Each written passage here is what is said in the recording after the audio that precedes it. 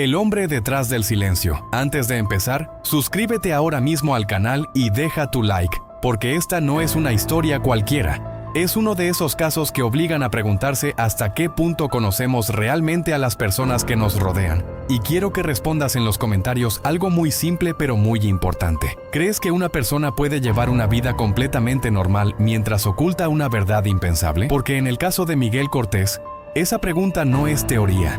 Es el punto de partida de una historia que comenzó en la aparente normalidad, en la rutina diaria, en una vida que desde fuera no mostraba nada fuera de lo común, pero que con el tiempo se convertiría en un nombre asociado a una de las narrativas más inquietantes que han circulado en torno a la conducta humana y a los límites de la percepción social. Miguel Cortés no nació como un misterio ni como un titular. Fue, en apariencia, una persona más dentro de un entorno cotidiano, alguien que convivía con su realidad sin levantar sospechas evidentes. Alguien cuya vida, vista desde lejos, no parecía esconder nada fuera de lugar. Y sin embargo, es precisamente ahí donde empiezan las historias más difíciles de comprender. Porque lo verdaderamente perturbador no es lo evidente, sino lo que pasa desapercibido durante años. En este punto de la historia no hay aún acusaciones formales ni versiones definitivas, solo una vida que transcurre dentro de lo que muchos considerarían normalidad. Una normalidad que, en retrospectiva, siempre parece más frágil de lo que aparentaba en su momento. Y es importante detenerse aquí, porque muchas veces las historias más impactantes no comienzan con un evento explosivo, sino con una acumulación silenciosa de detalles que nadie considera importantes hasta que ya es demasiado tarde para interpretarlos de otra forma. A medida que avanzamos en este relato, es fundamental entender que no estamos viendo un caso aislado desde el final, sino intentando reconstruir una línea temporal desde su origen, donde cada elemento, por pequeño que parezca, puede tener un peso mucho mayor del que se percibía en el momento. Y si estás aquí desde el inicio, quiero agradecerte, pero también invitarte a que te mantengas atento, porque lo que viene no es una historia lineal ni predecible, sino una reconstrucción progresiva de hechos que fueron adquiriendo significado con el tiempo. En la vida de Miguel Cortés, como en muchas otras que terminan siendo analizadas públicamente, existían rutinas, interacciones sociales, entornos familiares y dinámicas que en su momento no despertaban alarma, pero que más tarde serían revisadas bajo una nueva luz. Una luz mucho más fría, mucho más analítica, donde cada gesto, cada silencio y cada ausencia empezaba a tener un posible significado distinto. Y aquí es donde comienza el verdadero núcleo de esta primera parte. La diferencia entre lo que se ve y lo que realmente es, porque la mente humana tiende a construir confianza a partir de patrones repetidos, y cuando esos patrones no muestran fallos evidentes, asumimos que todo está en orden, incluso cuando no lo está. Este caso, sin embargo, rompe esa idea de seguridad perceptiva, porque demuestra cómo una vida aparentemente estable puede contener zonas completamente desconocidas incluso para quienes creen estar cerca. A lo largo de esta introducción al caso, no buscamos conclusiones, sino contexto. No buscamos sentencias, sino comprensión de cómo se construye una narrativa que solo cobra sentido cuando se observa en retrospectiva. Y es precisamente por eso que este tipo de historias generan tanto impacto, porque obligan a replantear la idea de que conocemos realmente a las personas solo por lo que vemos de ellas en el día a día. Antes de continuar, quiero que te suscribas si no lo has hecho, que dejes tu like si quieres que siga con la parte 2, y que comentes qué es lo que más te intriga de este tipo de casos, si es la historia en sí o la forma en la que la percepción cambia con el tiempo. Porque a partir de aquí empezamos a entrar en los elementos que irán construyendo el verdadero desarrollo del caso, donde lo que parecía normal comienza lentamente a mostrar sus primeras grietas. El punto de quiebre y el comienzo del caos. Antes de continuar, suscríbete ahora mismo al canal y deja tu like si aún no lo has hecho, porque esta segunda parte es donde la historia cambia completamente de tono y empieza a entrar en su zona más oscura. Y ahora quiero que respondas en los comentarios una cosa muy simple. ¿En qué momento crees que una vida normal se rompe y se convierte en algo irreconocible? Porque en el caso de Miguel Cortés no hubo una sola explosión. No hubo un solo instante claro donde todo cambió, sino una serie de pequeñas fracturas invisibles que, juntas, formaron una grieta imposible de reparar. Y como ocurre en muchas historias que terminan marcando a una sociedad entera, todo comenzó con señales que nadie quiso interpretar a tiempo, rutinas que parecían normales, comportamientos que no llamaban la atención y una sensación general de estabilidad que, vista en retrospectiva, resulta inquietante precisamente por lo perfecta que parecía. Pero la perfección en este tipo de casos casi nunca es real. Es solo una superficie frágil que oculta tensiones profundas. Y cuando esa superficie se rompe, lo que aparece debajo suele ser difícil de aceptar. A medida que la investigación en torno a Miguel Cortés comenzó a tomar forma, el ambiente alrededor del caso empezó a cambiar. Primero de forma sutil, con rumores, comentarios aislados y pequeñas contradicciones en los relatos de quienes lo conocían, y luego de forma más evidente, cuando las versiones comenzaron a chocar entre sí, y las piezas del rompecabezas dejaron de encajar de manera natural, generando una sensación de incomodidad creciente entre quienes intentaban entender qué estaba pasando realmente. Los vecinos, que antes hablaban de normalidad absoluta, empezaron a recordar detalles que antes no consideraban importantes: gestos, horarios, actitudes, silencios prolongados, cosas que en su momento parecían insignificantes, pero que ahora adquirían un peso diferente, como si el pasado hubiera cambiado de significado sin haber cambiado en sí mismo, y es ahí donde se encuentra uno de los elementos más perturbadores de este caso: la forma en la que la memoria humana reescribe lo cotidiano cuando se enfrenta a lo inexplicable. Mientras tanto, las autoridades comenzaban a reconstruir los hechos paso a paso, intentando separar el ruido de la información real, enfrentándose a contradicciones, vacíos y versiones incompletas que dificultaban establecer una narrativa clara desde el inicio. Y en ese proceso algo se hizo evidente. No se trataba de un caso simple, no era una historia lineal con un inicio y un final claros, sino un entramado de circunstancias que se superponían, donde cada nueva información abría más preguntas de las que respondía, aumentando la tensión alrededor del caso y alimentando el interés público que crecía de forma constante. Y aquí es donde la historia da su primer giro real, porque cuando un caso empieza a ocupar la atención colectiva, deja de ser solo una investigación y se convierte también en un fenómeno social, donde la percepción pública empieza a influir en la forma en la que se interpreta cada nuevo detalle. Y en el caso de Miguel Cortés, esto significó que cada rumor, cada declaración y cada fragmento de información se amplificaba, generando teorías, especulaciones y debates que muchas veces se alejaban de los hechos verificables, pero que aún así moldeaban la narrativa general. Sin embargo, detrás de todo ese ruido, había algo mucho más importante ocurriendo: la reconstrucción de una vida que, hasta ese momento, parecía ordinaria, pero que empezaba a revelar capas más complejas, contradicciones internas y vacíos difíciles de explicar. Y es precisamente en este punto donde el espectador debe prestar atención. Porque lo más peligroso en este tipo de historias no es lo que se dice, sino lo que se omite, lo que no aparece en los informes, lo que no se menciona en las declaraciones, lo que queda fuera del registro oficial pero permanece en la percepción de quienes estuvieron cerca. Y si estás siguiendo esta historia hasta aquí, es porque ya has entendido algo fundamental. Este no es un relato simple.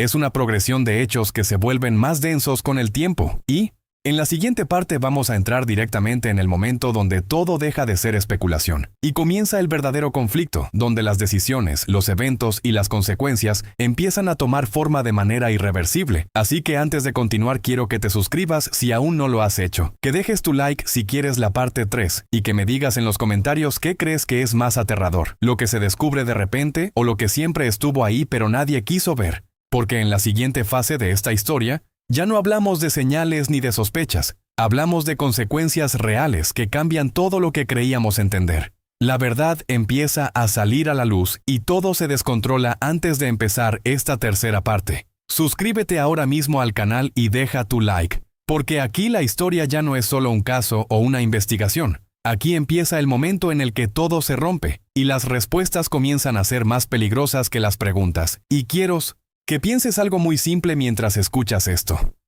¿Qué pasa cuando la verdad no llega de golpe, sino en pedazos tan pequeños que cuesta creer que formen parte de la misma historia? Porque eso fue exactamente lo que ocurrió en el caso de Miguel Cortés.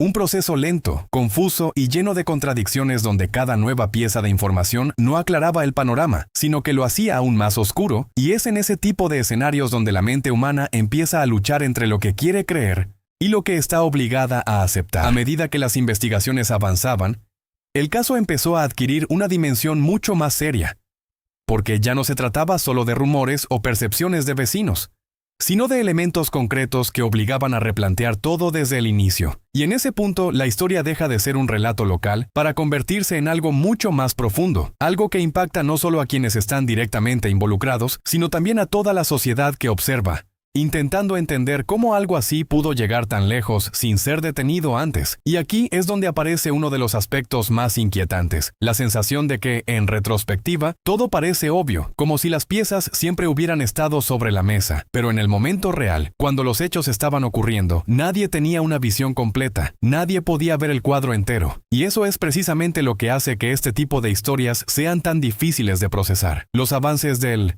caso comenzaron a generar una presión mediática cada vez mayor, y con esa presión también aumentaba la necesidad de respuestas rápidas, aunque la realidad no siempre funciona al ritmo que la sociedad exige, porque la verdad no se acelera, no se adapta, no se ajusta a la urgencia del público, simplemente emerge cuando está lista, sin importar el impacto que pueda generar. En medio de este clima de tensión, cada nuevo detalle que salía a la luz era analizado, debatido y reinterpretado una y otra vez, creando múltiples versiones de la misma historia, algunas más cercanas a los hechos y otras completamente distorsionadas por la especulación. Y en ese caos informativo se hacía cada vez más difícil distinguir lo real de lo construido. Pero lo más importante no era solo lo que se decía, sino lo que comenzaba a revelarse entre líneas: inconsistencias en los tiempos, vacíos en las explicaciones, elementos que no encajaban del todo con la narrativa inicial. Y es precisamente ahí donde los investigadores empiezan a enfocarse con más intensidad, porque en los detalles pequeños es donde muchas veces se esconde la verdad más grande. Y mientras todo esto ocurría, la figura de Miguel Cortés pasaba de ser un nombre dentro de un entorno cotidiano a convertirse en el centro de una investigación que ya no podía detenerse,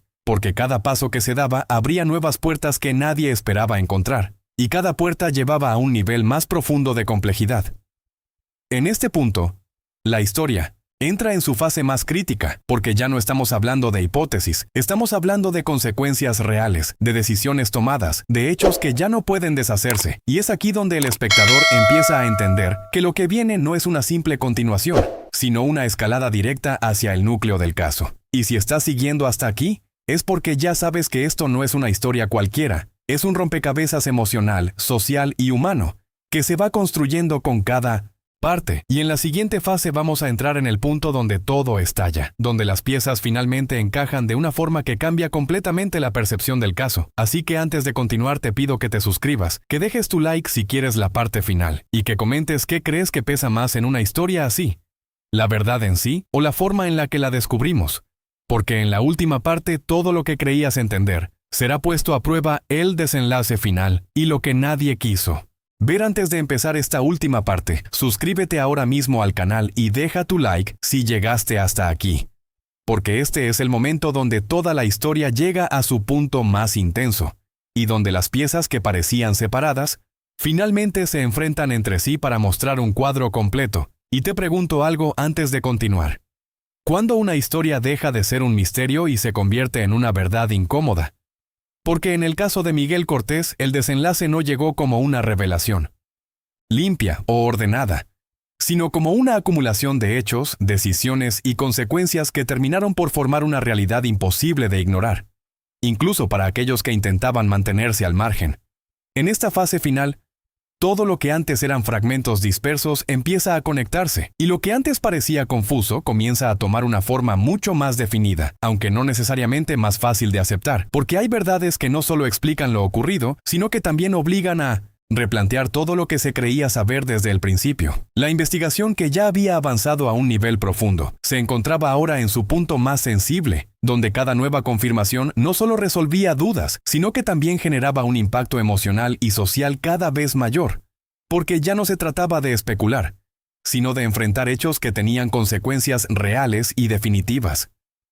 Y es aquí donde la historia alcanza su peso máximo, porque cuando los elementos finalmente se unen, la percepción inicial cambia por completo, y lo que antes parecía incomprensible comienza a encajar dentro de una estructura mucho más compleja, donde cada detalle anterior cobra un nuevo significado. Pero lo más perturbador de todo esto no es solo lo que se descubre, sino el proceso de darse cuenta de cuánto tiempo pudo permanecer oculto, cuánto se ignoró, cuánto se pasó por alto, y cómo pequeñas señales que parecían irrelevantes formaban parte de un patrón que solo se entiende cuando ya es demasiado tarde para cambiarlo. A medida que el caso se acerca a su resolución, la atención pública se intensifica aún más, y con ella también llega la reflexión colectiva, porque este tipo de historias no solo hablan de un individuo, sino también de la sociedad que lo rodea. de sus mecanismos de percepción, de sus fallos de interpretación y de su tendencia a subestimar lo que no encaja de inmediato en una narrativa clara. Y en ese sentido, el caso de Miguel Cortés deja de ser solo una historia criminal para convertirse en una lección incómoda sobre la percepción humana, sobre los límites de la intuición y sobre la dificultad de aceptar realidades que desafían nuestras expectativas. Y ahora, llegando al final de este recorrido, es importante entender que no todo cierre trae paz, porque hay finales que dejan más preguntas que respuestas, y hay verdades que no cierran heridas, sino que las hacen más visibles.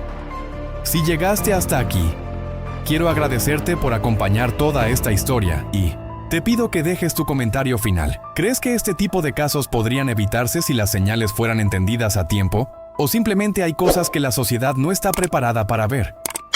Suscríbete si aún no lo has hecho. Deja tu like si quieres más documentales como este.